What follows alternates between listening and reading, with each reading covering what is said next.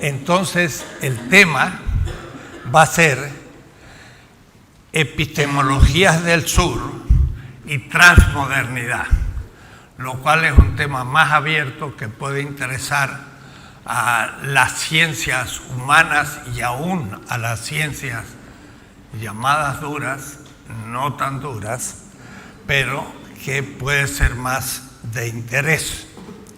Entonces, a ver, no sé, hay gente aquí que no va a ver esto, a ver cómo podríamos avanzarlo un poco más. Avancémoslo un poquito más. Bueno, hasta ahí está bien. Epistemologías del sur y transmodernidad. Son dos palabras quizás que a uno le suenen extrañas, sobre todo lo de transmodernidad. Más habitual es el concepto posmodernidad.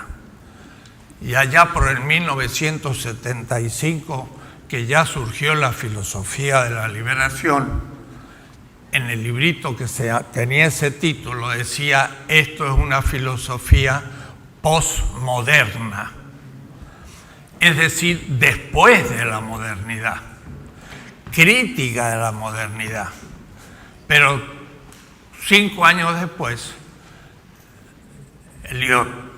Lyotard escribió La condición posmoderna. Entonces yo dije, bueno, este francés usó la misma palabra después de nosotros, pero lo que él dice no es lo que nosotros pensamos, y entonces había que buscar otra palabra para expresar lo que se había dicho antes con esa expresión. Y de ahí surgió de cómo llamar a eso, y entonces un grupo le llamamos transmodernidad. La idea de fondo es que la posmodernidad, la de Lyotard, la de Bátimo, la de Rorty, todo un movimiento de la filosofía europea norteamericana que se expande por América Latina, es todavía eurocéntrica y es todavía moderna en su último estertor, diría yo. Es decir, es una crítica a la modernidad a sí misma, pero desde la modernidad.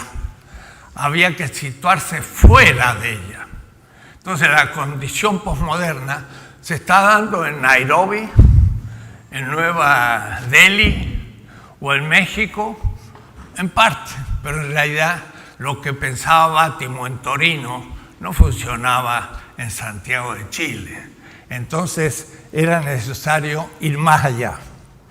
Y al mismo tiempo empezó a surgir otro pensamiento que se fue creciendo, de que todas las ciencias sociales, incluyendo la filosofía que practicamos en el mundo universitario, sigue siendo colonial, en el sentido que repetimos las condiciones europeas y norteamericanas y las aplicamos a lo nuestro como si fuera nuestra realidad, pero somos completamente distintos en muchos aspectos y eso no funciona entre nosotros. Y entonces, para explicar el pensamiento de un europeo o un análisis económico, sociológico, no podemos tomar las categorías de las ciencias europeos norteamericanas y empezar a aplicarlos a nuestro medio, porque esos surgieron dentro de un proceso científico que responde a sus exigencias y nosotros tenemos otras.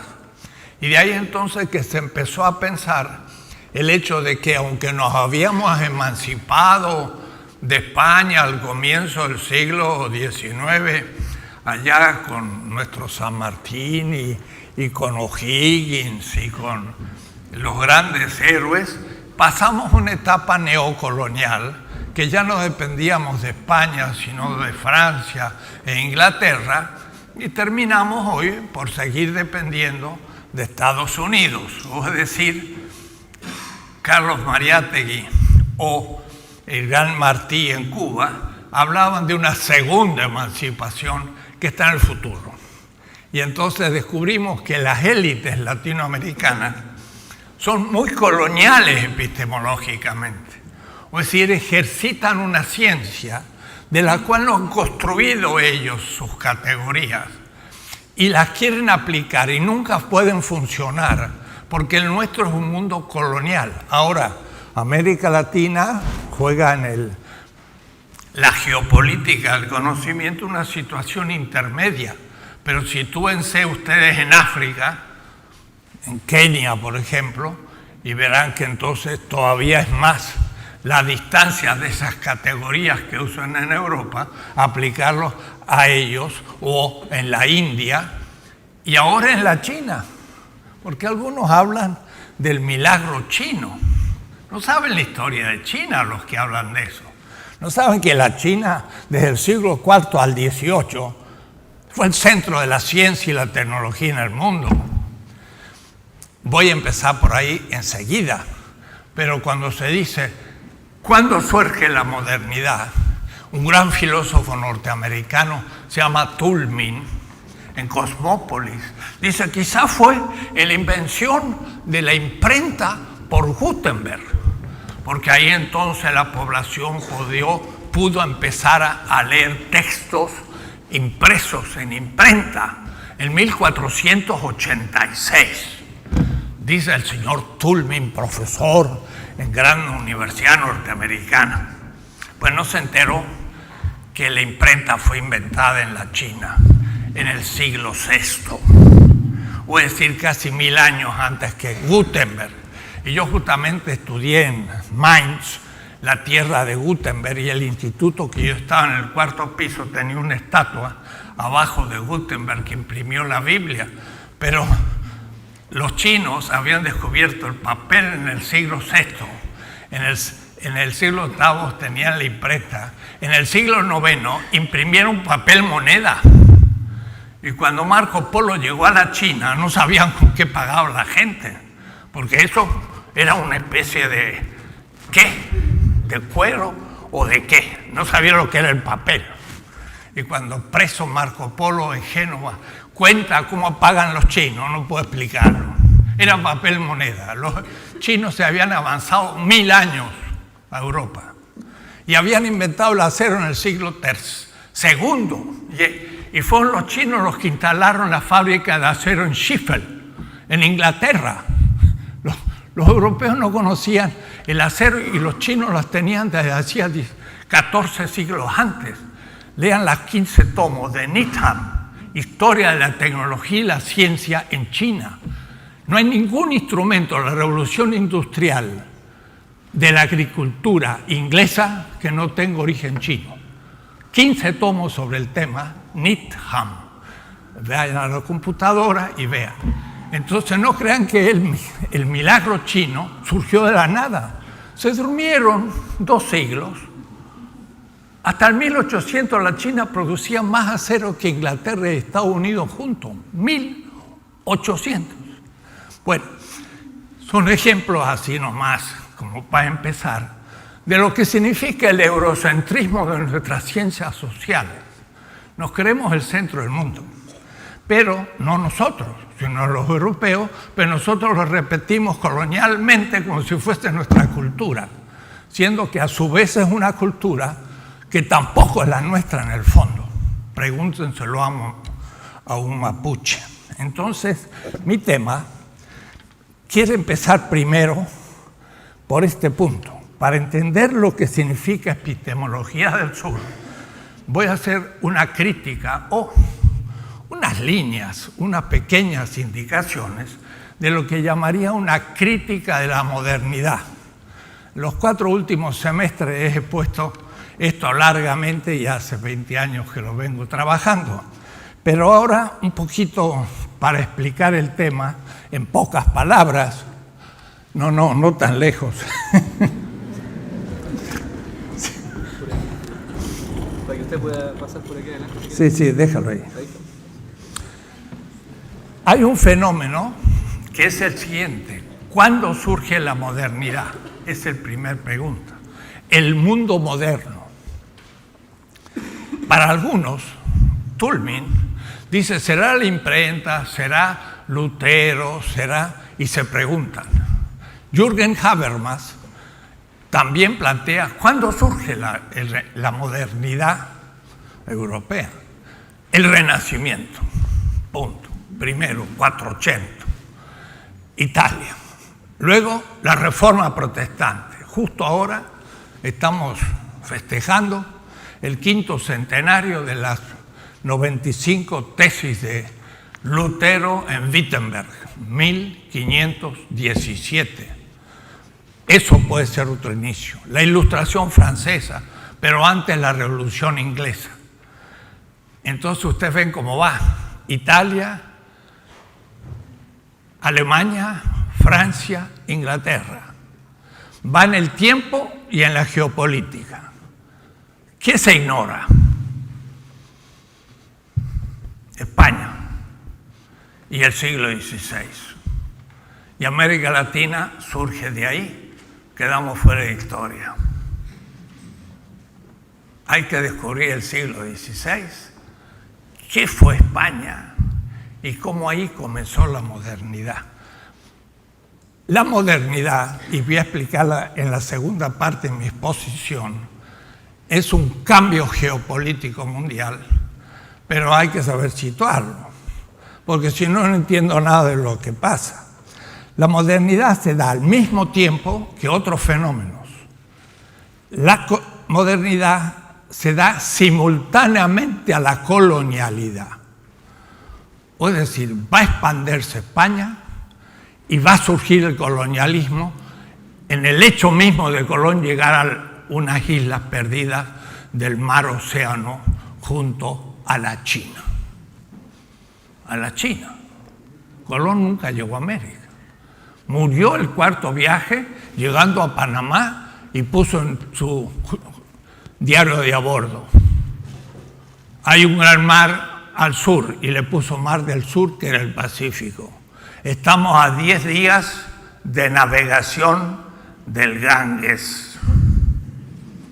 El Ganges queda en la India, que es decir, que estaba en la 4ª península asiática al sur de la China, buscando China y no lo encontraba. Y ahí andaba por Cuba y por acá y por allá, y cuando llegó al Orinoco y se vio un río gigantesco, pensando que era una península chiquita de China, dijo, estas deben ser las aguas del paraíso. Colón está en un mundo fantástico. Murió Colón sin descubrir América. No supo lo que había descubierto. Y Américo Vespucci agarró la 4ª península dibujada por Enricus Martellus en 1487. Enricus Martellus dibuja el Asia y pone una 4ª península. Entonces, voy a empezar. Esto es el Báltico, Dinamarca, acá está España, acá está Italia, esto es el Mar Negro y esto es el Mediterráneo y esto es el África, pongamos, y después ya tenemos que llegar a la India y después a la Indochina, pero ellos creían que había una 4ª península abajo de la China y la tenían dibujada. Y hay mapas en el Museo Británico sobre la 4ª península. Entonces Colón dijo, esta península queda no tan lejos, según informaciones que tenía. Y Colón llegó acá y dijo, estamos cerca de la tierra del Gran Khan, o es decir, China. Y buscaba al Gran Khan y no lo encontraba en las Bahamas. El primer viaje. Segundo viaje, 1800 hombres, 17 carabelas, y siguen. Y en el 4º viaje, ya esto se le había hecho un hueco enorme, porque era el Caribe y estaba siempre al sur de la China. Y entonces, al llegar a Panamá, dijo, estoy 10 días de navegación del Ganges. Pero para él no existía el Pacífico. ¿Qué había pasado? un mapa chino, mal planteado en Venecia, había planteado Sudamérica al sur de la China. Y por eso el mundo era más chico para Colón y se podía llegar a la China por el Atlántico. Eso no lo sabía O'Gorman ni lo estudiamos en la escuela ni en la universidad, pero ya son cosas de hace años que se saben, pero todavía estamos en la prehistoria de la historia. Entonces seguimos siendo coloniales y no sé lo que pasó. Américo Vespucci, a nombre de Portugal, dijo: voy a ir por la península hacia el sur, pero la península pasó al Ecuador y llegó a la Patagonia y vio ahí unas enormes huellas de los onas y los indios patagones mapuches que envolvían sus pies con pieles, pero se dejaban y pensaban que eran unos gigantes, y entonces dijo Américo Vespucci: es un mundo nuevo. Pero no era América, era la península más grande de lo que pensaba. Todavía no había descubierto América. Y en 1507, 6 exactamente, un cura, sacerdote de Freiburg, cartógrafo hobby, plantea el primer mapa mundi, donde está la cuarta península al sur de la China, y no se imaginan, 1506 dibuja Norteamérica, el Caribe, Sudamérica, la costa atlántica y pacífica de nuestro continente. 1506, ningún europeo había llegado a América. ¿Dónde sacó ese dibujo? Eran los chinos, habían descubierto América un siglo antes. Bueno, se los dejo para que estudien, pero ¿para qué lo estoy citando? Para que digan, o este profesor está inventando, o entonces tenemos que poner en remojo muchas cosas. Y eso es lo que hay que hacer, poner en remojo los frijoles o los porotos para que se ablanden.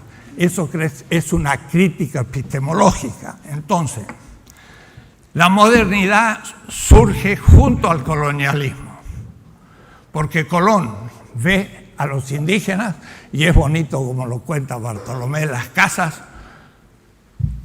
Dice Colón: y llegó a las islas el 12 de octubre, después de en la noche haber visto la luz, y llegó y los vio a los indígenas, y dice, como si hubieran pasado 6 horas desde Adán y Eva. Una expresión muy bonita. Estaban todos desnudos, felices ahí en el trópico, y él admirado. Entonces el momento estético del descubrimiento, que quedaron admirados de esta gente. Bueno, pero la idea es esta: la modernidad va a ser la apertura al Atlántico más que el descubrimiento de América. Ya van a ver ustedes lo que significa eso, porque el Atlántico va a ser el centro geopolítico de la historia hasta casi ahora, porque ahora empieza el Pacífico nuevo. Y el señor Trump, que no brilla por su inteligencia, ni siquiera quiere hacer este tratado del Pacífico, en el cual Obama había pensado contener un poco a los chinos y hacer un tratado del Pacífico. Pero se retira y los chinos dicen, bueno, está muy bien, me entrega todo el mercado del Pacífico gratis sin ningún problema. Están felices por el libre mercado. Y se lo entregamos a los chinos o se lo entrega a Estados Unidos. Pero vuelve el Pacífico ahora. Pero desde 1492 empezó a ser el Atlántico por primera vez desde un océano vacío a transformarse en el centro de la modernidad y de los últimos 5 siglos. Pero al mismo tiempo fue el momento que empezó la construcción del eurocentrismo, porque ya voy a explicar qué era España y qué era la Edad Media, y los pobres europeos tenían un complejo de inferioridad, estaban periféricos, eran subdesarrollados, ¿Quién era el centro de la cultura? Ya lo vamos a ver. Eran los musulmanes, porque eran los sabios, eran los matemáticos, eran los astrónomos, y los europeos estaban absolutamente atrasados en lo que llaman ellos la Edad Media, que vale solo para Europa, y nosotros creemos que es una categorización universal. El eurocentrismo de la historia, hasta en Harvard, Yale o Berlín, que son todos ignorantes de las otras grandes culturas. Pero ahí también surge el capitalismo, porque si había habido plusvalor y acumulación en Europa, eran minucias. Ahora va a venir una acumulación gigantesca de solo la mina de plata de Potosí. Van a sacar 20.000 toneladas de plata que va a conmocionar el mundo económico mundial y va a empobrecer al mundo árabe primero, y ni saben por qué se empobrecieron, devaluación de la plata mundial por la plata americana. Así que los indios hundieron, no los indígenas, sino los españoles que explotaron a los indios y los inmolaron en las minas a su dios, que es el oro, como dice el primer obispo de Bolivia. El primer obispo de Bolivia, en 1550, mire lo que dijo: a poco, que para acabar de perder estas tierras, los españoles han descubierto una boca del infierno, por la cual inmolan gran cantidad de gente a su Dios, y es una mina de plata que se llama Potosí. ¿Qué le parece el texto? Inmolaron a millones de indígenas al dios capital que comenzaba. Marx se va a quedar chiquito con respecto a este obispo del siglo XVI. O lo va a repetir a un nivel categorial económico válido, como lo voy a explicar mañana en otra conferencia.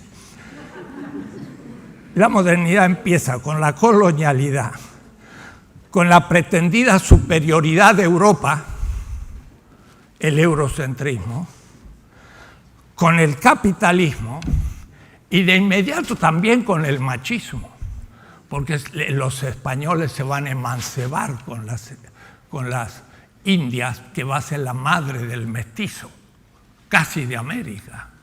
Y también va a ser una dominación del niño pedagógicamente, lo meterán al catecismo, de un cristianismo que no es el del primer siglo ni el fundador crucificado, como crucificaron a Espartaco por levantarse ante el Imperio Romano, sino que era un cristianismo invertido. El imperio mató a los cristianos porque ponían en cuestión la divinidad del imperio. Pero con Constantino, ese cristianismo fundó el imperio y ahora era la cristiandad y no era más el cristianismo. Pero eso pasó del siglo IV hasta 1492 y sin advertirlo, el cristianismo recibió la segunda inversión. Ahora, de ser un Estado donde el cristianismo justifica la dominación de los pobres, ahora también va a justificar el colonialismo hasta hoy. Segunda inversión del cristianismo. Esto lo dice Kierkegaard con respecto a Hegel, pero esto lo decimos nosotros con respecto a todos. Es una invención nuestra, porque la epistemología es también, dice un autor muy criticado y absolutamente desconocido, la crítica de la teología es la crítica de la política. 1842, Karl Marx dijo mucho, mañana hablaré de él, pero hoy todavía no.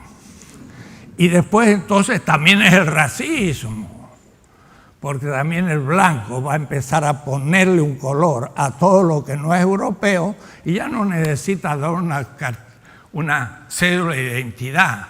Usted es de segunda porque no es blanco, está fácil. Y Aníbal Quijano aplica lo que los grandes pensadores del Caribe aplicaron a los afros, negros, lo aplica ahora a América Latina y dice, el modo de categorizar socialmente a la gente en nuestra América hispana es el racismo. No es la clase social, como pensaba el partido.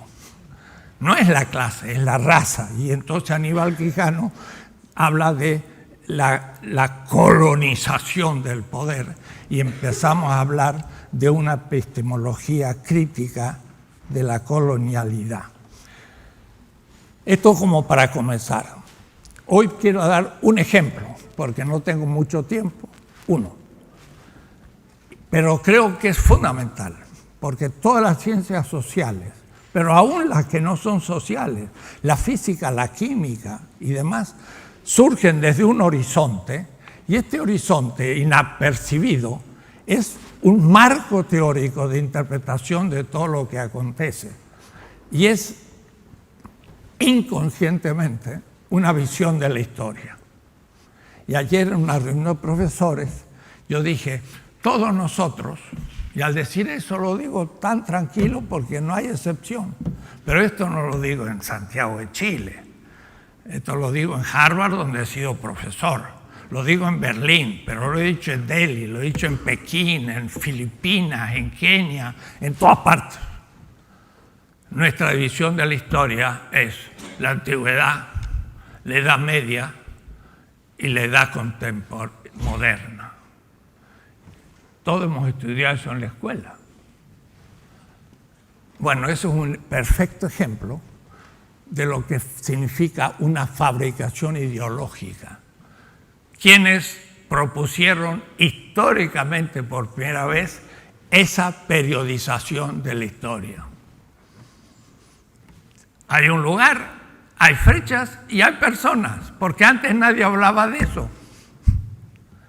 Dice Novalis, y lo cita Walter Benjamin en su tesis que presentó en Berlín y se la rechazaron, porque los profesores ni entendieron su tesis. Los profesores universitarios son muchas veces prepotentes y se creen que saben. Rechazaron a Walter Benjamin su tesis porque ni le entendieron. Y la tesis se llamaba El concepto de crítica en el romanticismo alemán. Y ahí cita un texto de Novalis, un romántico. Y dice Novalis, nosotros inventamos la antigüedad. ¿En qué sentido? En que inventaron el concepto de la antigüedad. No que inventaron todos los pueblos que me hemos metido en la antigüedad. El concepto. Y de ahí sale el concepto de Edad Media y el concepto de modernidad. Pero eso en el siglo XVIII nadie hablaba de eso. Fue justo allá por 1780-90 y el 1800. Y quien lo tomó eso en la cátedra de Berlín, la más prestigiosa del mundo en ese momento en Europa, fue Hegel. Entonces Hegel popularizó la epistemología del centro, o es decir, del norte, que la historia mundial es la antigüedad, la Edad Media y la Edad Moderna. ¿Qué es la antigüedad? La antigüedad, dice Hegel, es el proceso del espíritu que se va liberando. Y entonces empieza en la China, sí, empieza en la China, pero es la Kindheit, Childhood, es la niñez de la humanidad, por donde hay uno libre y todos los demás son despóticamente sometidos al emperador. Ahí ya pasó toda una maniobra. Los europeos tomaron los archivos de todas las otras culturas, incluyendo los chinos, las incorporaron a su computadora, la estudiaron y después ¡tic!, la desconectaron. Ya no le deben nada a nadie. Y después lo denigraron. Y entonces dice, China es la barbarie del Oriente. Pero chiquitos, niños. Después viene la India y el espíritu va creciendo, pero todavía están en el espíritu brahmánico, Upanishad y todo. Y después viene Persia Y después vienen los griegos, el mundo helenístico, y después viene Roma. El espíritu, dice Hegel, va del este hacia el oeste, y Europa es el Zentrum und das Ziel der Weltgeschichte. Y Europa es el centro y el fin de la historia universal. Eso es lo que estudiamos nosotros en la escuela. Y están como si fuera natural. Se lo inventaron los románticos. Y tenían derecho a inventar su visión del mundo. Pero lo triste es que se lo repitamos nosotros, porque en esa visión, ¿dónde está América Latina? Dice Hegel, la tierra del futuro. Pero como es la tierra del futuro, no se puede hablar, dejémoslo fuera. Y no, dice, y si hay algún imperio como el azteca o el inca, eso demuestra que no son osos o leones. Y además, la geografía de esa América no ha terminado de formarse. Los ríos son abruptos y no han llegado a ser sus cauces. Las hojas son grandísimas, todavía no civilizadas como las hojas europeas, que son mucho más objetiva en la naturaleza, la brutalidad de la periferia. Léanlo, Jervit, un libro de 600 páginas, Fondo de Cultura Económica, y entonces se pone uno a reír. Yo he dado un semestre en Frankfurt y di mis clases en alemán. Y cuando llegué a esto, los alemanes en Frankfurt se mataron de risa, porque yo dije, y ahora hay que escuchar las trompetas de Wagner, donde dice el espíritu animal alemán es la realización absoluta del espíritu de Dios. Oh, y entonces se rieron todos. Y después vino un profesor que era de la India, me dice, profesor, usted ha hecho algo fantástico, ha hecho reír a los alemanes de Hegel en Frankfurt. Y yo he estado muy contento. No es que pierda el respeto a los europeos, pero los pongo en su lugar.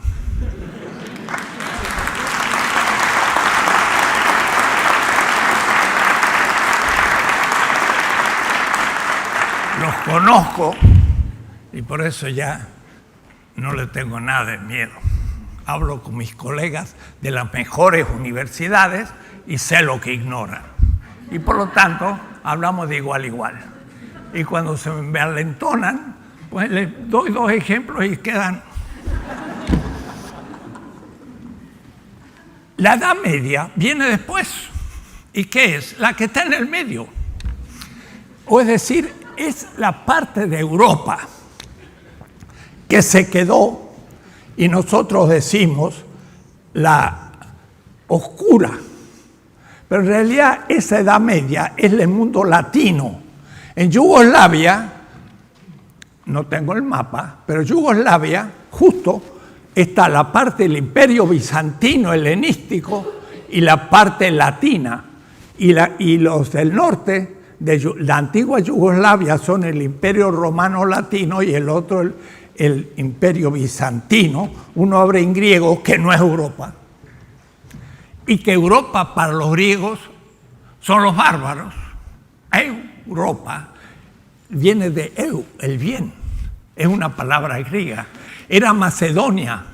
Para Aristóteles, la Macedonia no era el mundo civilizado, eran los bárbaros. Así que para los griegos Europa era la barbarie. Pero ahora después en la construcción ideológica tienen que tomar a Grecia como punto de partida de Europa, pero también son los alemanes, porque exaltan la belleza universal de los griegos, y Windelmann se lo saca de su manga, la belleza griega como universal, y ahí estamos nosotros estudiando los griegos, romanos, y después la Edad Media. Edad Media. La Edad Media es el feudalismo europeo. ¿Pero por qué surgió? Porque el mundo musulmán le puso un muro a Europa latina, porque los musulmanes conquistaron España y sitiaron Viena hasta 1688. Y entonces Europa quedó con 70 millones de habitantes en un territorio que casi entra en Argentina, todo. Y el mundo árabe, ¿dónde estaba? El mundo árabe estaba en el Califato de Córdoba, que era lo más prestigioso allá por el siglo XI, XII, XIII. Marruecos, con la Universidad de Fez desde el siglo IX, grandes científicos, los herederos de Aristóteles. Ahí fue Maimónides, el gran teólogo judío. Ahí estuvo Averroes, Ibn Rushd. Bueno, Marruecos. Era Túnez, pero era Egipto, en el reino fatimita, con la Universidad de El Cairo, fundada en el siglo X, un centro de miles de estudiantes. ¿Y qué decir? Bagdad, la antigua Babilonia, o Irak, que los bárbaros del siglo XXI han destruido. El señor Bush pasará a la historia peor que Atilas. Bagdad fue 500 años centro de la historia del continente euroasiático. De Bagdad salían miles de caravanas al reino fatimita. Salían caravanas por el norte del Mar Negro a Bizancio y a Constantinopla. Llegaban por Kabul a la India en el imperio mogol. Vayan a Agra y vean el Taj Mahal y pregúntense lo que es cultura. Uno entra ahí y le da un orgasmo estético. Árabe, musulmán. Pero había además en el sur de lo que es el sudeste asiático, Malaca, y llegaban a Filipinas. Entonces Colón, cuando salió, dijo, se fue con un rabino que hablaba árabe, porque decía, del otro lado voy a encontrar a árabes. Estaba pensando en Filipinas y cayó en el Caribe el pobre, pero tenía noticia. Y luego los sultanatos de todo el mundo siberiano, el mundo árabe en 1491 llegaba del Atlántico al Pacífico y Europa era 3 veces menos poblada que la China.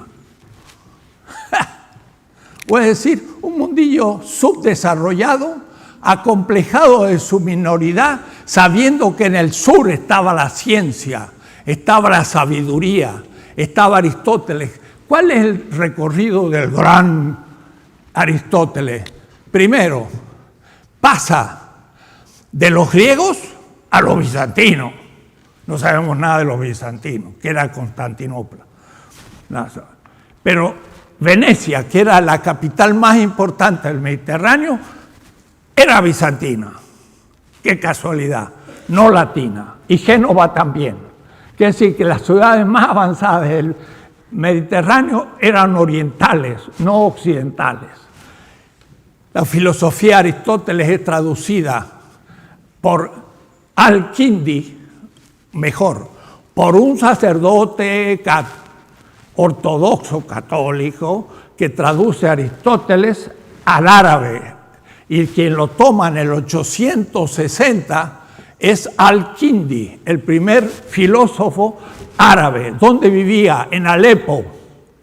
Lo han leído en los diarios.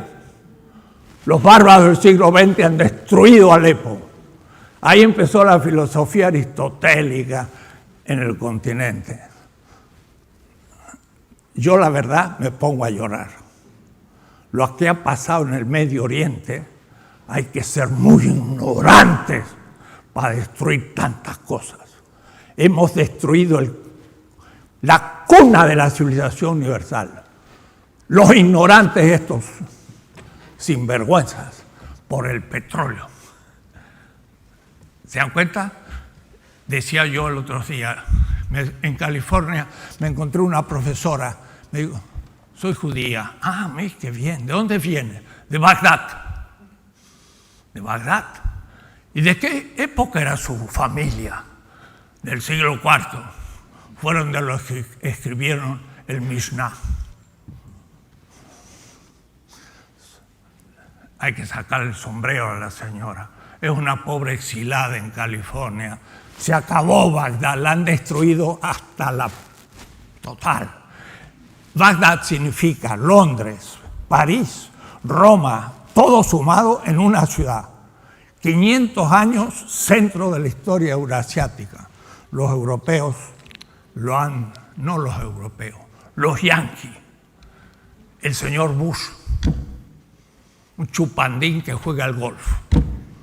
Es un ignorante y un sinvergüenza y un inmoral.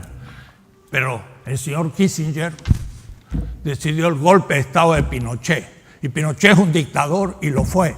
Y el señor Kissinger, un honorable geopolítico norteamericano que se pavonea todavía hoy en New York. ¿Cómo podemos aceptar esas cosas? Yo no las acepto. Bueno, la Edad Media no vale como categoría sino para Europa. No ha habido Edad Media en ningún lugar, sino en Europa. El feudalismo es solo europeo.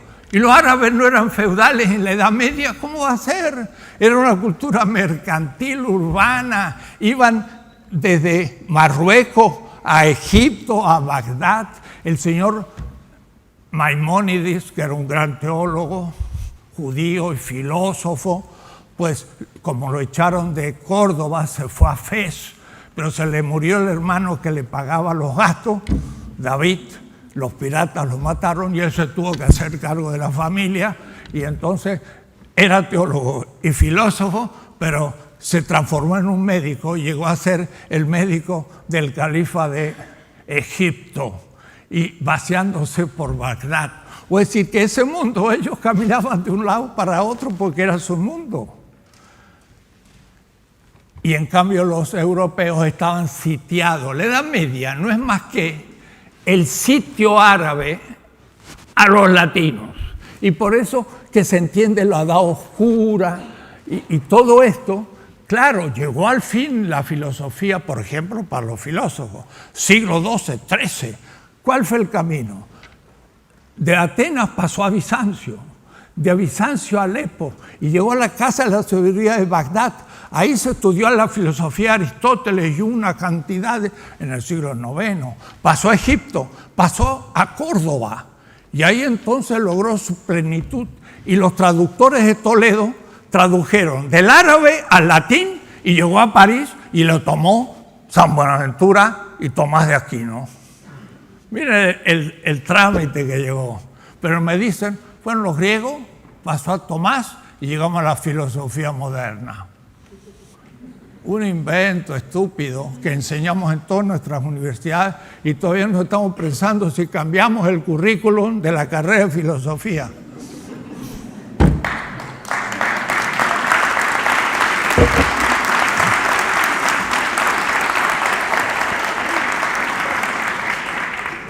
Entonces, hay que entender qué es la Edad Media para entender qué es la modernidad. Porque la España de hoy no es la España del siglo XVI. Yo cuando voy a España, saqué mi primer doctorado en España, segundo en la Sorbona y otras cosas. Pero voy a España, digo, España fue el primer país moderno. Y entonces me dicen, ¿usted es franquista? Y le digo, mire, usted ni sabe lo que era España. Porque España era en el 1450 y 80 el país más avanzado de Europa. Porque justamente tenía conexión con los árabes, por eso era adelantado. La cultura estaba en el sur, no en el norte. ¿Qué había en el norte? Osos polares. Miren el tema, y de paso es un tema de este año. Lutero, en Heidelberg, ante 50 teólogos luteranos, me invitaron y di una conferencia y dije, Lutero sería un heresiarca secundario de la Edad Media si no hubiera comenzado la modernidad como apertura al Atlántico.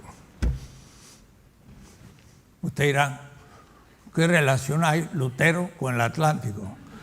Miren cómo funciona la cabeza cuando uno deja de ser colonial epistemológico y ve con otros ojos. Con toda intención dije, aquí está Noruega y Suecia, y esto es el Báltico, al norte de Europa. Aquí estaba cerrado el Atlántico. Por lo tanto, el norte de Europa se podía conectar solo por Roma a todo el continente euroasiático, que era el centro del mercado, de la sabiduría, de todo. Si usted se separa de Roma, como le digo, se queda entre los osos polares. No se puede separar. Entonces, el norte de Europa dependía del sur. ¿Desde cuándo? Desde el 700, casi antes de la era común, porque Roma era como la antena en el Mediterráneo de toda Europa, cerrada al Atlántico, conectada con el Medio Oriente y de ahí con toda la historia. ¿Qué pasó? ¿Se descubrió América? No, se descubrió el Atlántico. Y América vino a estar en la costa occidental del Atlántico. Y ahora de pronto el Báltico se conectó con el Atlántico y se liberó del Mediterráneo. No necesitaba pasar hacia el sur. Ahora se conectaba al Atlántico y de ahí podía ir al África y podía ir a todos lados. El norte de Europa no necesitaba el sur de Europa. Lutero se separó de Roma. Quien lo explica es un concepto geopolítico en la historia. Lean si algún autor se ha sospechado esa idea. Ninguno. Tuvo que ser un latinoamericano con otra concepción de las cosas. Los mexicanos dicen un servidor. Para no decir, yo descubrí el tema, pero eso no importa. Entonces, el comienzo fue de una Europa secundaria, subdesarrollada, con un complejo infinito de inferioridad con los árabes. Cervantes fue 2 veces esclavo de marroquíes, cultos, ricos y negros. Y entonces el manco de Lepanto sabía lo que era un señor, y él había sido su esclavo. 2 veces se liberó. De paso, manco de Lepanto. Ustedes dirán, Lepanto. Bueno, Lepanto. Pues en el sur de Italia y Sicilia, pasando a Messina, hay una estatua y una representación y dice, aquí se cumplió en 1571 la batalla de Lepanto. Lo miré, vi cómo era. Yo he visto muchas cosas y es de la observación directa. Y entonces dije, 1521, hacha. 25 años antes, 1546. El obispo de Bolivia dijo, ha 4 años que para perderse esta tierra se descubrió una boca del infierno. Esa carta inédita lo leí yo original en el archivo de India, 1550. Quiere decir que España empezó a fluir la plata americana que era conseguida, dice otro obispo, con la sangre de los indios y va envuelta en sus cueros. Miren qué expresión. Era en Potosí. Entonces, la acumulación de la plata le permitió a los españoles hacer una escuadra y los liquidó a los turcos, porque los turcos se quedaron en el Mediterráneo que había muerto, porque había nacido el Atlántico. Es que Brodel no habla el Mediterráneo de Felipe II. Sí, pero yo fui alumno en la Sorbona de Pierre Chonu, que dice Sevilla y el Atlántico, y escribió 7 tomos. Entonces el problema es muerte del Mediterráneo, nacimiento del Atlántico. Eso es la modernidad. La modernidad va a ser el comienzo de una cultura secundaria que va a ser genial. Y va a tomar información de todas las otras culturas y las va a elaborar creativamente. No es cualquier cosa Europa, pero también tendrá sus límites y tiene hoy su crisis final.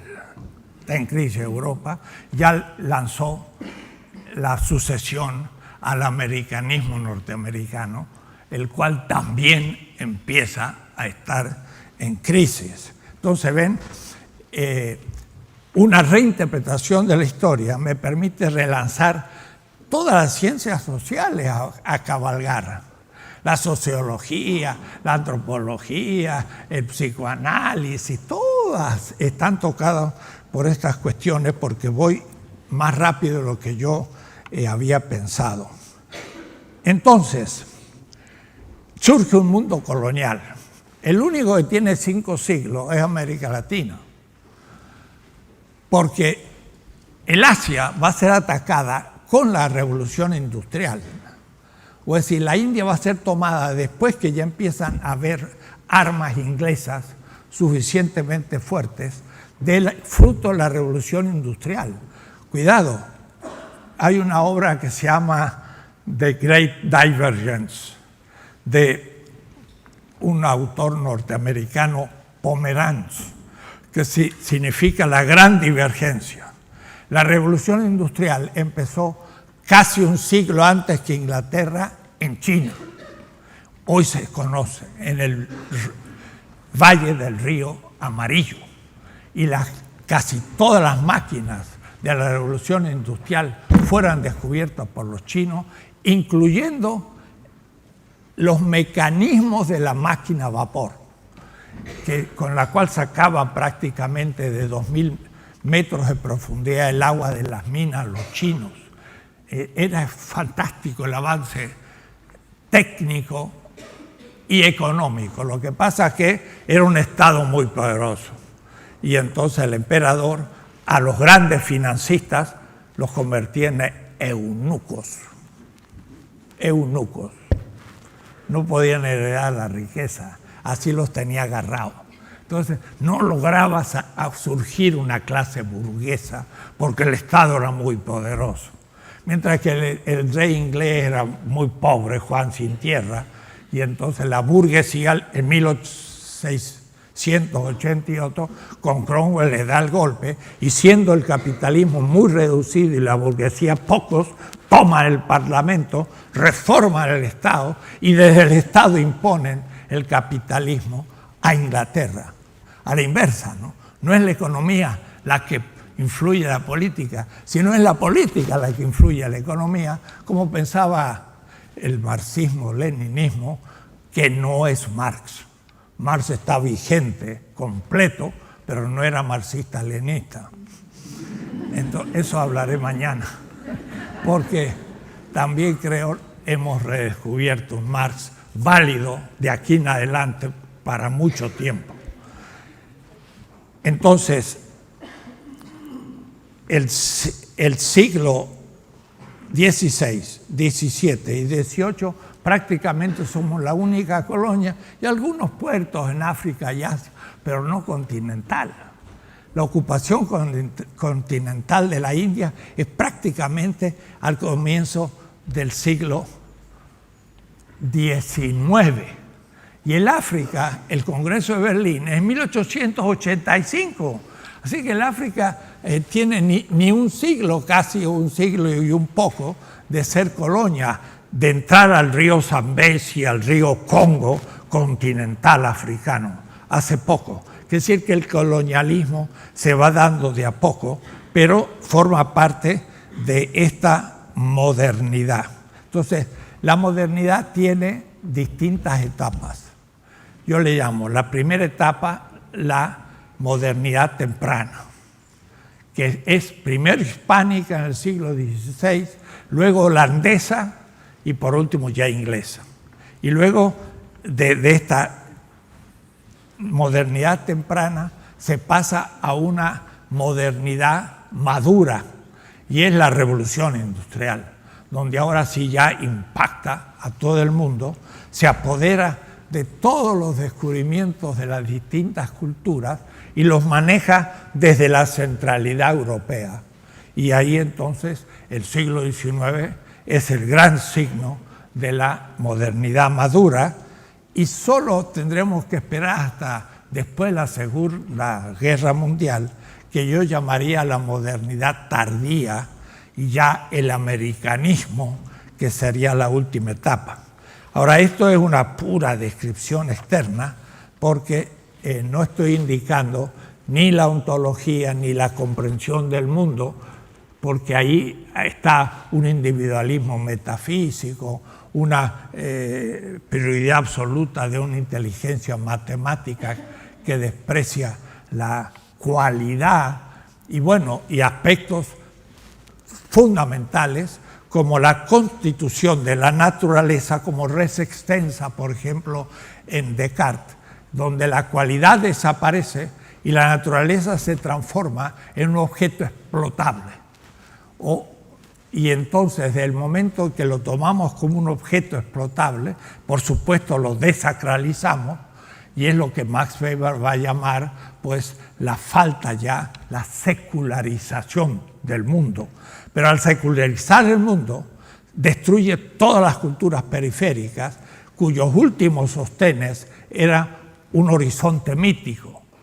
La propia modernidad tiene un horizonte mítico, pero encubierto. Por ejemplo, el mito del progreso es un mito, y a su vez encubre su cristianismo, pero lo tiene ahí bien presente. Entonces, Turquía no es parte de la Unión Europea. ¿Por qué? Y porque es musulmán, no por otra razón. Entonces, secularizan a todas las periferias, destruyen las religiones, y con eso destruyen sus culturas y las dejan desnudas ante el avance de la modernidad y de su cultura que se impone a través del capitalismo y demás. Bueno, no tengo tiempo de poder describir todo el fenómeno que esto supone. Esa modernidad, que es colonialidad simultáneamente, que inventa un mundo científico, histórico, que comprende al ser humano de una manera muy determinada, la naturaleza y todo, entra, yo creo, en una época de crisis, y justamente ese es el tema que yo voy a llamar de la transmodernidad. La transmodernidad no sería una última etapa de la modernidad. La transmodernidad sería una nueva edad del mundo, algo que va a venir después de la edad moderna, mundial, pero al mismo tiempo no de 4 o 10 decenios, puede que dure un siglo, 2, pero estamos al fin de una etapa que no da más, Es una agonía de una civilización.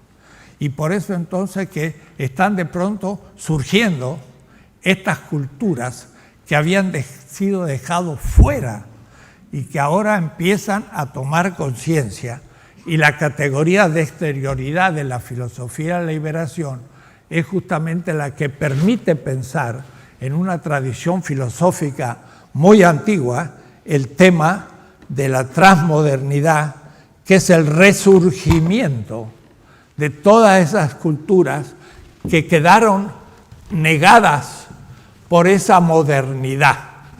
Y ahí entonces empezamos un relato de otro tipo.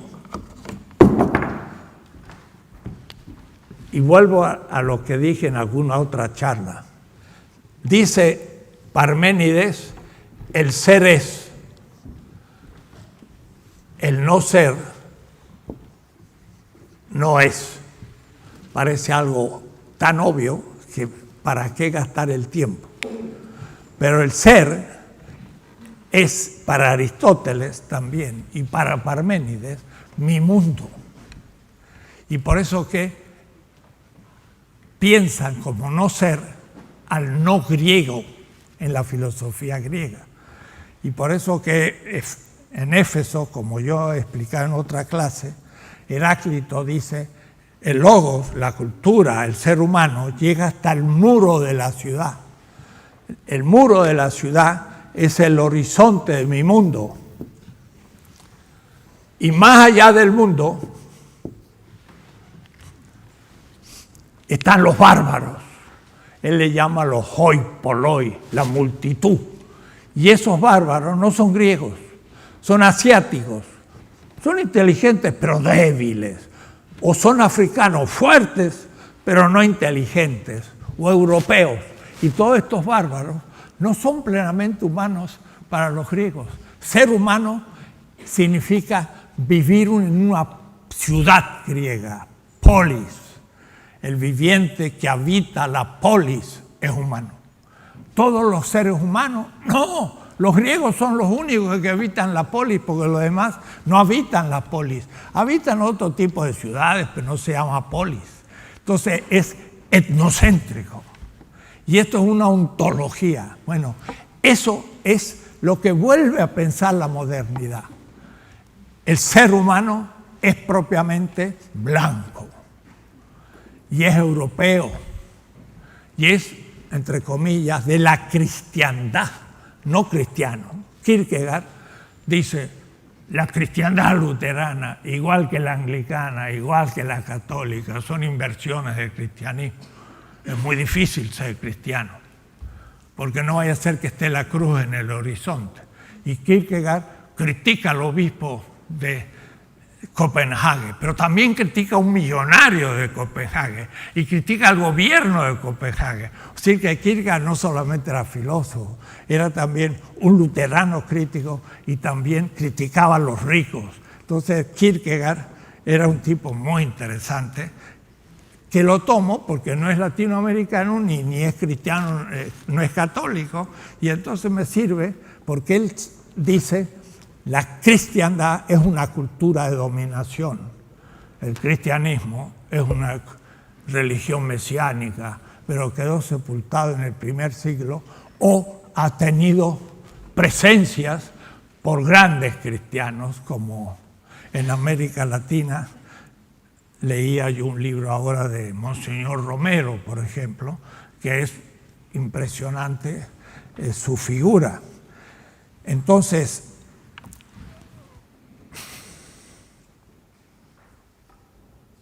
estamos en el momento de la crisis de este ser y de la toma de conciencia de ese no ser, que son las demás culturas de la Tierra.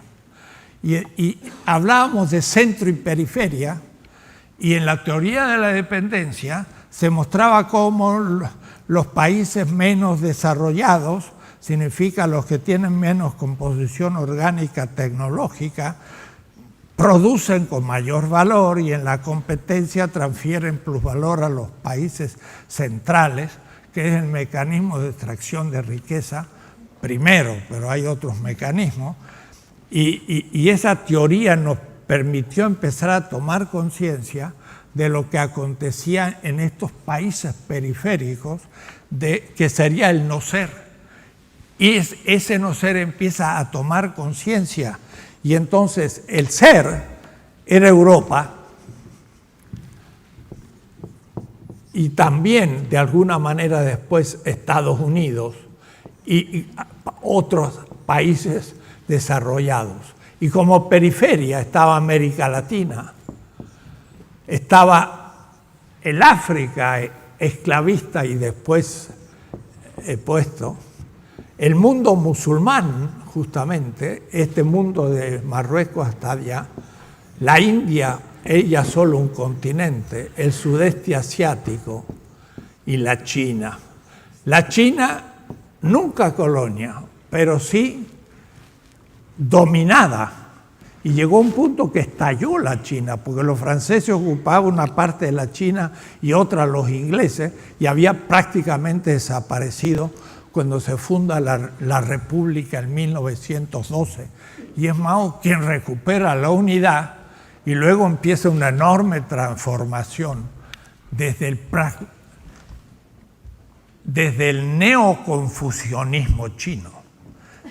Mao Zedong muchas veces escribía el marxista, pero el contenido era de Wang Yanmin, el gran fundador del siglo XVI del neoconfucianismo. Entonces, lo neoconfuciano es una teoría política muy especial que los chinos tienen metido en toda su tradición milenaria y que ahora es la que están cumpliendo. El cuasi capitalismo chino no es calvinista, es confuciano y tampoco es un capitalismo tan normal porque el capital financiero está en manos del Estado. Pero ese Estado, en cierta manera, es un Estado mandarín, pero a través del partido estalinista. Entonces son cosas completamente extrañas que no crean que es fácil hacer teoría. Ni ellos mismos saben lo que está pasando, porque los chinos son prácticos y después viene la teoría. Y entonces un municipio tiene una fábrica de autos y hace la competencia contra otro municipio que tiene otra fábrica de autos. Y hay 7 tipos de propiedad, no ya más del Estado, hay social. Y hay una creatividad fenomenal, pero de una manera que uno no puede imaginarse. Ahora están recuperando su historia, están haciendo 400 grandes museos en todos los rincones de China para recuperar su tradición. Mientras que la revolución cultural de Mao dijo todo lo que no era comunista era burgués y destruyeron todo, los que pudieron, poquito, porque era tanto que no pudieron destruir.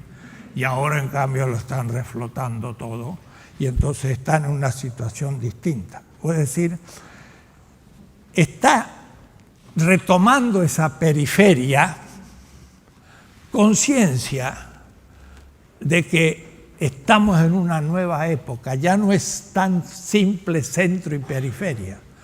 Empieza a ver un mundo mucho más plural y entonces surgen polos de poder.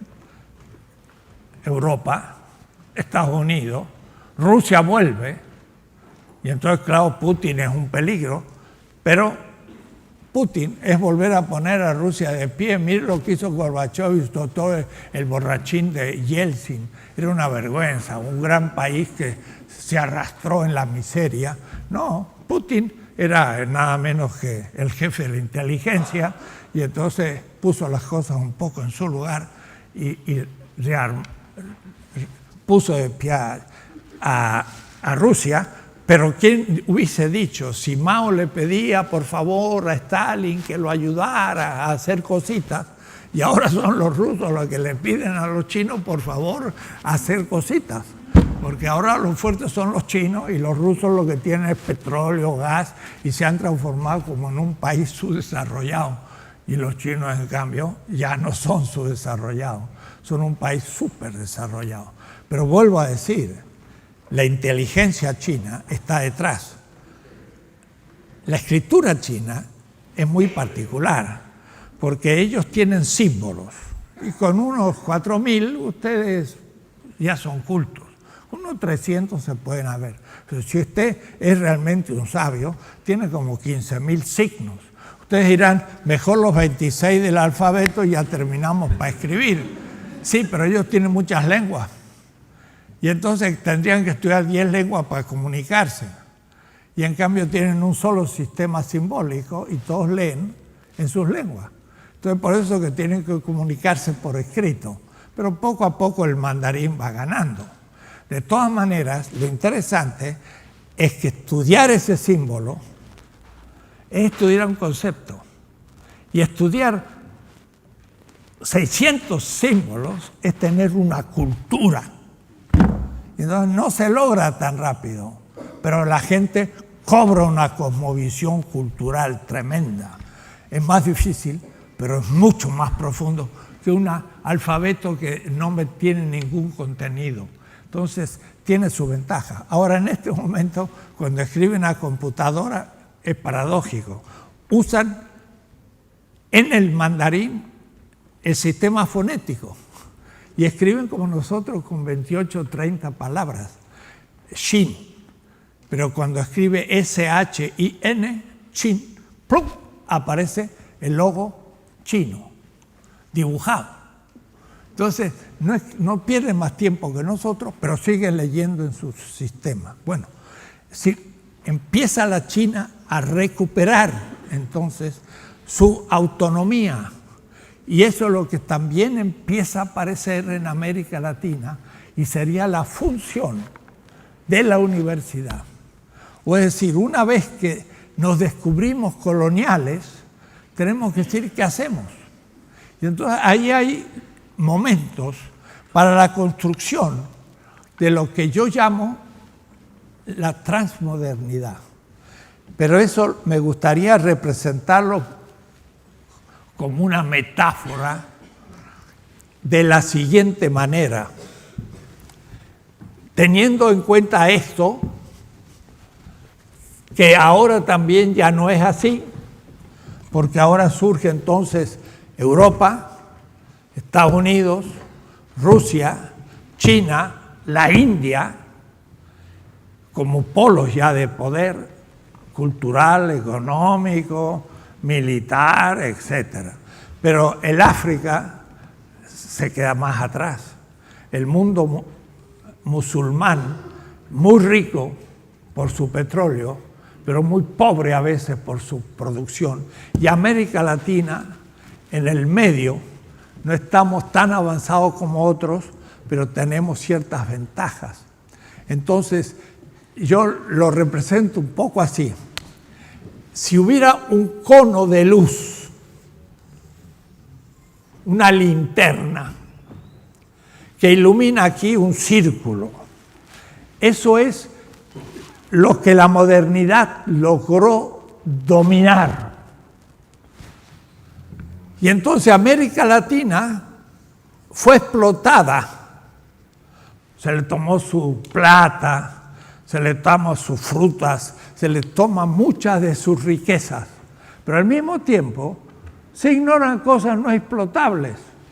Bueno, los mapuches que hablen su lengua, en total la lengua no sirve para nada, se la dejamos.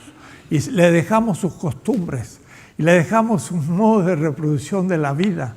Y entonces ignoramos muchas cosas porque no son modernas ni explotables. Y así surge también con el mundo musulmán y el mundo afro y el mundo de la India y el de la sudeste asiático. Y también la China fue explotada. Entonces la idea es la siguiente. La modernidad extrajo lo extractible, o es decir, aquello que le interesaba, la riqueza, cuidado, mucha información, porque le dieron grandes ideas aún de la ciencia, de la matemática. Nosotros usamos el número arábigo. ¿Dónde viene? En la Casa de la Sabiduría de Bagdad, álgebra.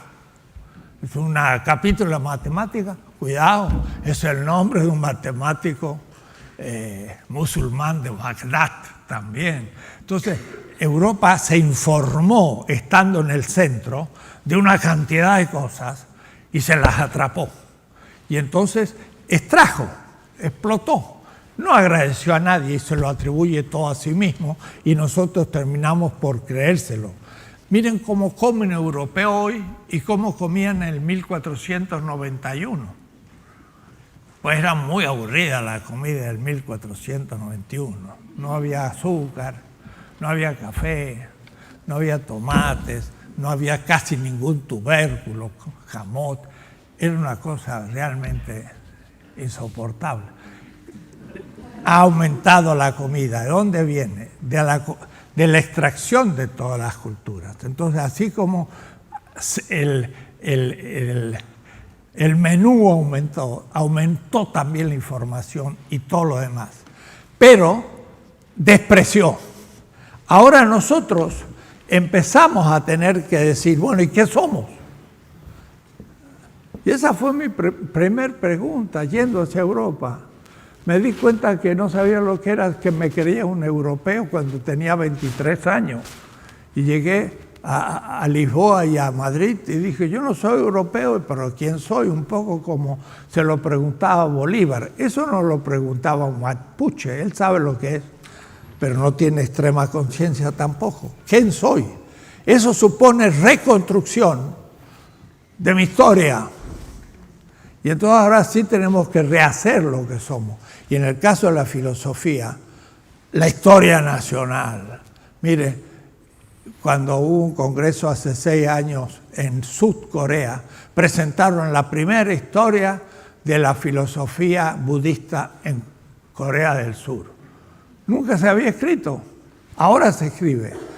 Toman conciencia de la historia. Y hemos publicado el primer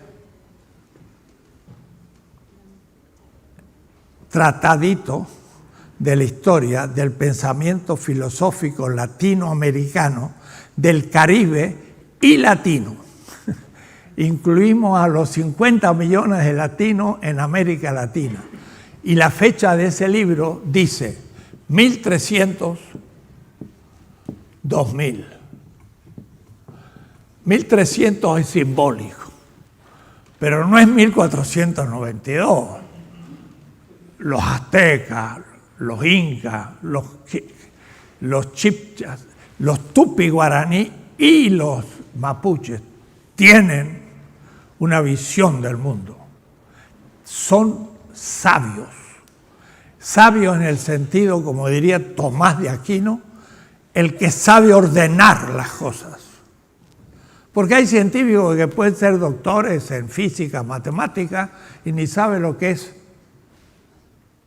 No tiene sentido para él ni la vida, ni la muerte, ni sabe lo que es el amor, y no sabe de las cosas más importantes. Entonces, es doctor en física matemática, que es el 5% de la existencia humana, pero se ha perdido lo otro. El sabio es el que ordena la totalidad. Y esos son los grandes sabios de los pueblos, de todos los pueblos de la tierra, que con miles de años han ido ordenando por una narrativa racional en base a símbolos que se llaman los mitos y que los descifra un método preciso que se llama la hermenéutica, que puede descubrir el sentido de la vida de cada una de estas grandes culturas que son muy distintas, y cada uno puede aprender grandes cosas de las otras. Porque si hay algo que pesa hoy como una espada de Damocles sobre todos nosotros, es la muerte ecológica. Estamos en el abismo de la muerte. La ciencia descubre cosas, muy bien, pero no expone, cuando expone un descubrimiento, los efectos negativos que eso puede producir en la intervención de la realidad a corto y largo plazo. Largo plazo puede ser un siglo. Y entonces los efectos negativos empezaron a acumularse. Y la ciencia, que descubre tantas cosas, es hoy responsable del comienzo del suicidio de la humanidad desde un punto de vista ecológico. ¿Y cómo paramos eso? El problema ecológico es un límite absoluto y es el problema ético fundamental, pero también civilizatorio de la nueva edad. La edad futura, no moderna, no puede tener como criterio una racionalidad matemática y un criterio del aumento de la tasa de ganancia del capital. Ese criterio es mortal. Lo voy a explicar un poco mañana si puedo, pero se trata de algo fundamental en este momento histórico, porque ni el socialismo real se dio cuenta del problema ecológico, que no es un problema de los verdes, ni es un problema de la tecnología, sino que es mucho más profundo. Y eso sí, se aúna porque nuestros pueblos, como el mapuche, tienen una actitud ante la naturaleza que bien querríamos tener nosotros, de respeto a la naturaleza, pero no como objeto, sino siendo nosotros parte de esa naturaleza y fruto de ella. como expliqué yo en otra clase, decir que la naturaleza es madre naturaleza es una metáfora, pero es una metáfora que indica un juicio científico. Somos fruto por la evolución de la vida en la Tierra. No lo hemos hecho nosotros ni ningún laboratorio. Nos lo hizo la naturaleza. Y entonces somos vivientes, ni sabemos cómo. Y por supuesto, nadie mereció nacer. ¿Qué tal? ¿Alguno mereció nacer? Merecer nacer es poder hacer algo para merecerlo. ¿Cómo voy a merecer algo antes de ser? Absurdo, es apodíptico, nadie me lo puede negar, ni el premio Nobel de la física. Nadie mereció nacer. Y somos vivos. Y somos los únicos vivos que somos responsables de la vida. Eso es una responsabilidad del ser humano. No es antropocentrismo. Somos los únicos vivos que recibimos la vida caro. Y el mal ético es desaprovechar esa vida y matar. Eso es el mal. Y afirmar la vida, eso es el criterio fundamental de la ética. No la ley, las virtudes, las opiniones, cositas secundarias. Afirmar la vida. Pero el sistema nos está matando. Porque nos vende alimentos, como decía yo, con hormonas que le puso a la vaca y se me vino a mi cuerpo y me está matando. Porque me hace engordar con las hormonas que le pusieron a la vaca. ¿Por qué? Porque es más barato. Entonces usted está calificando mi vida desde lo más barato y por eso me mata. La ciencia también es una deidad que hay que negar. La ciencia no sabe sino muy pocas cosas y es aritmética los descubrimientos. Pero el gran científico sabe que creciendo la ciencia aritméticamente, crece geométricamente su ignorancia. Porque descubro a uno y ahora me doy cuenta que no conozco 10. Y ahora conozco 10 y me doy cuenta que no conozco 100. Y entonces el gran sabio se vuelve cada vez más humilde y eso es la ética, no tonteras del señor von Hayek, inventor del neoliberalismo, que tiene su ética del capital para hacernos aceptar la muerte. La muerte. Bueno, me dicen que ya me queda poco tiempo, pero miren, pensé hacerlo porque no lo hago a veces y es bueno. Tenemos páginas. Entonces yo tengo una paginita, la voy a poner porque todo lo que he dicho está requete dicho en muchas obras.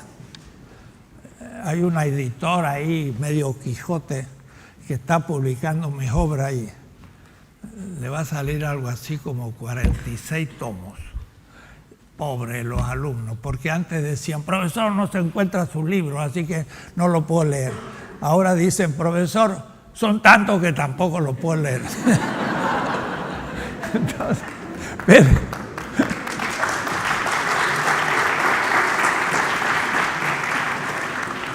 las 3 W, o como le llamen, pongan mi nombre en minúscula, como se lo merece, pero junto, enriquedussel.com.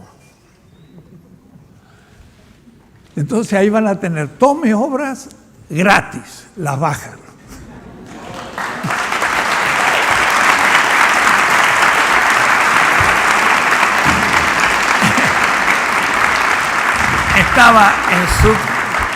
Estaba en Seúl y uno se levantó y me dijo, ¿y por qué usted las pone gratis? Y porque yo quiero que las lean.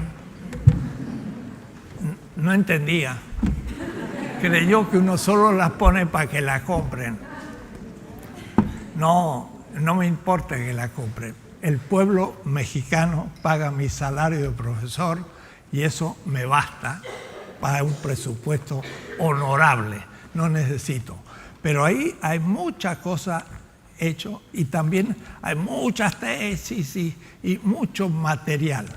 Además tenemos una revista electrónica que se llama AFIL, Asociación de Filosofía y Liberación.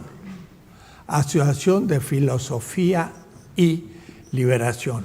Y ahí pueden todo el que quiera conectarse, participar, enviar su trabajo, y entonces estamos creando una especie de comunidad latinoamericana. Hay congresos ahora en octubre en México, vamos a hacer en la frontera un congreso de filosofía y liberación, y vieran, hay como 100 ponencias. Los jóvenes se animan a escribir, porque los temas de la filosofía y la liberación son todos los temas. No hay que estar haciendo un comentario de Kant para hacer filosofía. Se puede pensar filosóficamente cualquier tema. Y entonces los jóvenes se animan a presentar ponencias muy buenas. El último Congreso de Filosofía en México, casi un 30%, fueron 16 paneles del primero al cuarto día del Congreso de Filosofía y Liberación. Y en Brasil ya ahora se hace el cuarto Congreso Nacional de Filosofía de la Liberación, solo. Y en Jujuy, en Argentina, han hecho un curso, un diplomado que ellos le llaman diplomatura, no sé de dónde sacan esa palabra, pero diplomado de Filosofía y Liberación Electrónica. Entonces hubo como 250 participantes con exigencias y después se les dio un diploma y bueno, van surgiendo cosas en manos de una comunidad muy juvenil. Yo me dirijo sobre todo a los jóvenes. ¿Por qué? Y termino. Porque Lakatos, cuando habla, o mejor, Thomas Kuhn, cuando habla de un paradigma científico, cómo nace y cómo se agota en las revoluciones científicas. Y Popper pensaba que la teoría se termina por un argumento apodíptico contrario que termina con... No, las comunidades científicas sigan creando argumentos ad hoc hasta que se mueren de viejos. Las teorías se mueren de viejas. Y por eso que cuando los jóvenes dicen, eso ya no me interesa, ya se murió la teoría. Y ese joven tiene muchos años por delante para, en una nueva teoría, expresar lo que la nueva generación trae. Entonces, por eso yo más bien me dirijo a mis jóvenes alumnos. Entonces, a veces mi señora me pregunta, ¿y hubo algún profesor? No. ¿Y hubo muchos alumnos? Llenos. Eso es lo que me interesa, que la nueva generación entienda que estas cosas le alimentan la reflexión cotidiana y le solucione los problemas que tenemos. Lo demás, eso ya se verá con el tiempo. Así que les agradezco mucho esta invitación. Yo vine aquí, no se imaginan, para aprender. Y ustedes me dirán, pero si poco usted ha escuchado. No, escuché cosas mínimas pero muy fuertes y logré en este seminario muy corto que participé formular 5 hipótesis para una estética de la liberación. Y va a salir un artículo y espero que por fin pueda escribir mi estética de la liberación porque se puso en cuestión en estos días. Ahora, además debo decir personalmente que he visto una reacción, un dinamismo en el público ayer y anteayer, no común. Me digo, quizás es porque yo soy un poco chileno, porque vengo de Mendoza, que es de la otra parte, ¿no? Pero me siento realmente en casa aquí. y puedo hacer chistes y ustedes me entienden. Porque si yo le digo a un mexicano, pues se fue a donde el diablo perdió el poncho, no me entiende, porque ni sabe lo que es el poncho, ¿no? O yo le digo, pues ese está buscando bueyes perdidos. Me miran y dicen, ¿qué será lo que está diciendo, no? Pero aquí lo digo y me entienden, entonces me siento muy contento y por eso agradezco, por supuesto, al señor rector, a las autoridades, que no lo tomo para nada este doctorado como una calificación personal. Es más bien el entusiasmo de un grupo de gente que voy a brindar a ellos. Y como hice mi primer doctorado, yo querría homenajear con este doctorado a un pueblo. Cuando recibí el de Friburgo, en Suiza, Freiburg, en 1981, el primer doctorado lo dediqué al Frente Farabundo Martí de Liberación del Salvador. Porque en 1981 el pobre Salvador estaba terrible. Y cuando el año pasado festejamos el 25 aniversario de la pacificación del Salvador, pues hicimos un gran acto y yo estuve y recordé eso. Entonces, hoy yo querría ofrecer mi doctorado al valiente pueblo mapuche.